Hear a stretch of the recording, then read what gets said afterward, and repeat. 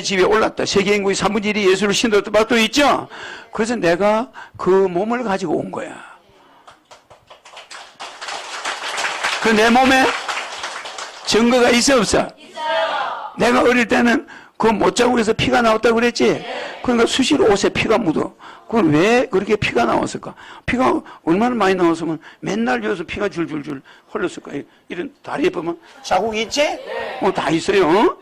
그래서 예수의 이름이 담겨 있다. 성서에 예수는 십자가에 처형당하고 부활하고 다시 이 땅으로 강림하겠다는 약속을 했다. 그지? 그래서 예수가 재림이라 한다. 그지? 그간 예수 사후 2000년 동안 자칭 재림 예수를 주장하는 사람들이 많지? 많은데 그들이 말뿐이야. 내같이 이렇게 초능력을 보여주나? 없어. 그 여러분이 십자가 못자국에 허경영 손발에 나와 있지. 허경영의 몸에는 강력한 예수의 낙인이 찍혀 있죠. 예수는 30살에 공생애를 시작해 33세 죽었죠. 예수 활동한 기간은 3년이야. 그 두 번째죠, 이제. 이게 첫 번째 증거야. 두 번째, 예수의 처녀 출생, 허경영의 성령 출생. 그래, 안 그래? 성서에 따르면 예수는 예수의 어머니 마리아 요셉에게 잉태됐죠, 그죠? 예수는 아버지 어머니 이성결합으로 됐죠? 이성결합으로 잉태된 것이 아니라 성령으로 잉태됐죠? 허경영 역시 아버지 어머니 양성결합으로 태어난 것이 아니라 영성결합으로 태어났죠? 허경영이 잉태된 무렵 아버지는 서울 서대문에서 3년째 갇혀 있었지? 이때 허경영 어머니는 하늘로부터 빛을 받고 허경영이 잉태했죠? 그리고 이게 비슷해. 또 세 번째, 여자의 후손으로 태어난 예수와 허경영. 남자의 후손이 아니야. 여자가 낳았으니까. 예수의 어머니와 허경영 어머니는 남편과 이성적 결합을 하지 않고 아기를 생산했다. 그죠? 인간 여자의 몸에 직접 들어가서 인간으로 태어나고 이것을 영성결합이라 한다. 국간 출생과 허경영의 다리밑 출생. 비슷하죠? 예수 허경영이 두 개의 고향을 가진다. 예수는 태어나기는 유다 지방의 베들레헴이지만, 그죠? 이게 예루살렘 옆이야. 알겠죠? 자란 고향은 갈릴리아, 나사렛이야. 갈릴리아 지방의 나사렛은 저 멀리 떨어져 있어. 예루살렘에서. 나사렛이다. 허경영 역시 태어난 고향은 서울이지만 자란 고향이 경남 진주다. 묘한 일이다. 맞죠? 기적과 허경영의 불로유 기적. 8세기 이탈리아의 란치에는 성당에서, 그지? 어떤 신부가 빵과 제조된 성체를 축사하는 빵이 됐다. 허경영의 불로유는 영원히 썩지 않는 우유다. 그죠? 한국의 식품안전성청이 인정하는 여러 검사소의 검사시험성지에서도 이건 사실로 증명돼. 유통기한이 한참 지난 허경영의 불로유를 가지고 한 달 이상 조사한 결과 어떠한 영양소 파괴도 없고 세균도 검출되지 않았지? 이거는 여러 군데서 다 한 거야. 여섯 번째 증거, 예수의 수의와 허경영의 불로유. 이탈리아 투딘 성당에 예수의 사체를 쌌던 수의가 보관되어 있다. 스페인의 오비에도 성당에 십자가 얼굴을 닦았던 수건이 있다. 이것은 2000년 전에 재질인데도 아직까지 썩지 않고 있다. 알겠죠? 그건 뭐 방부제를 뿌리겠지. 만들고 그랬죠, 물로. 허경영의 물질 변환 능력. 예수의 공생의 첫 기적은 물을 술로 만들었지. 그죠? 예수는 갈릴리아 지역에서 했었고.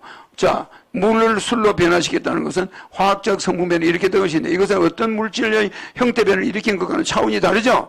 허경영의 불로유도 이와 같다. 허경영의 불로유는 완전한 화학 변화를 일으켜 영원히 썩지 않는 물질로 변화되어 존재한다. 다르죠? 여덟 번째. 예수의 물리학과 허경영의 과학혁명. 물리학에서 물이 얼음으로 변하고 이슬로 변하고 서리로 변하고 수증기로 변하는 것은 물리적 변화야. 그죠? 그러나 물이 술로 변하는 것은 화학적 변화야. 물리적 변화와 화학적 변화는 차원이 완전 다른 것이다. 예수가 물을 술로 변화시키고 허경영이 영원히 썩지 않는 우유를 만들었다는 것은 인류사의 과학혁명을 몰고 온 대사건이야. 사람들이 지금 이걸 기적과 허경영 기적, 성서에 등 예수의 기적과 하늘궁에서 보여주는 허경영의 기적에는 많은 유사성과 공통점이 있다. 예수와 허경영은 중풍 환자를 고치고 소경을 눈뜨게 하고 죽은 사람을 살리고 바람과 자연을 잔잔하게 하는 기적을 보여준다. 예언요. 예수가 예루살렘을 멸망하는 예언을 장면이 나온다. 그죠? 예수의 예언대로 AD 70년 로마에 저항하던 이스라엘은 마사다 전투를 끝으로 2000년 동안 나라가 망해버려. 그죠? 불과 우리나라와 함께 1948년 우리나라 만들어졌죠? 그 해에 이스라엘을 2000년 만에 이스라엘 나라가 만들어져. 맞죠? 미국이 한국을 48년도에 만들게끔 도와줬지. 국가위기를 예언했죠? 정확히 맞았다. 허경영이 대우로가 쌍용으로 멸망 예언했죠. 그대로 박근혜 대통령 당선과 탄핵, 임기 중단도 모두 맞췄죠. 미국 꼴찌 후보 트럼프 대통령 당선 맞췄죠. 11번째, 예수의 메시아 코드 33과 허경영 이름 33명. 그래 안 그래요? 그리고 내 이름이 어디 성과 이름과 마지막 글자가 메시아 코드에 나와 있지? 이거를 돌판에 새겨. 그래 성당마다 붙어 있어. 성경에 보면 돌로 새긴다 나오지, 흰돌에. 그게 나와. 스페인의 가우디 성당 추천돌의 메시아 코드라는 이 숫자 파는 가로세로 대각선 다 맞죠? 이 허경영의 제자들 2000년 예수를 따랐던 사람들은 주로 당시 사회의 기층민중이죠. 초등학교도 안 나간 사람들이야. 예수 제자들이. 맞아. 그걸 우리는 기층민중이라고 그래. 당시 상류사회를 구성하고 있던 바리사이파 사람들과 사도가이파 사람들 그리고 율법학자들 중에 예수의 제자가 된 사람 없어? 그러니까 대학 나온 사람 예수의 제자 없다 이 말이야. 그죠? 허경영도 마찬가지다. 현재 허경영에 따른 사람들은 예수 당시 사회계층 사람들과 상당히 유사하다. 우리 사회 기득권을 가지고 있는 지식적, 학자, 부르주아 계급층이 있는 사람들은 상대적으로 적다. 좋은 사람도 있지만, 그죠? 대신 서민층, 소외계층 사람들이 주류를 이룬다. 비슷하죠?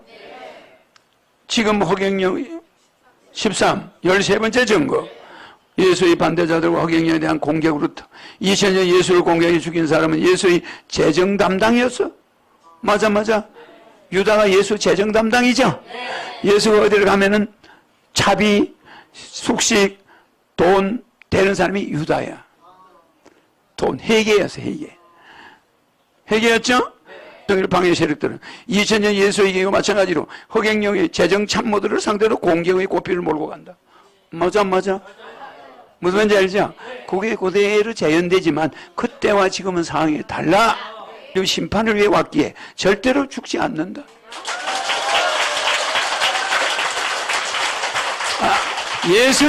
예수가 구름을 타고 승천했다는 뜻은 천사들의 용의를 받으며 하늘로 올라갔다는 표현인 것이다. 결국 성서에서 구름이라는 것은 천사들의 무리를 말한다. 알겠죠? 올려봐요. 구름 타 여리성 기도 지구는 8개의 겹으로 쌓여있는 견고한 성의 모습은 구름대로 보인다. 맞죠? 하늘궁에는 구름대로 보이는 천사들에 대한 정빙자료가 무수히 남아있으니 와서 보기 말한. 맞잖아? 지금은 그냥 구름대야. 다시 오는 메시아의 이스라엘의 예루살렘이 아니라는 얘기다. 이럴 때면 허경영의 하늘궁인 것이다. 또 나 예수의 새 이름이라 했더니 재림한 예수의 이름은 최소한 예수가 아니라는 말이 된다. 즉 허경영이다. 알죠? 승리하는 자에게는 숨겨진 만나를 주고 흰돌을 주겠다. 그들에게 그것을 그걸 받는 사람 말고는 아무도 모르는 새 이름이 새겨져 있다. 요한계시록 나오죠?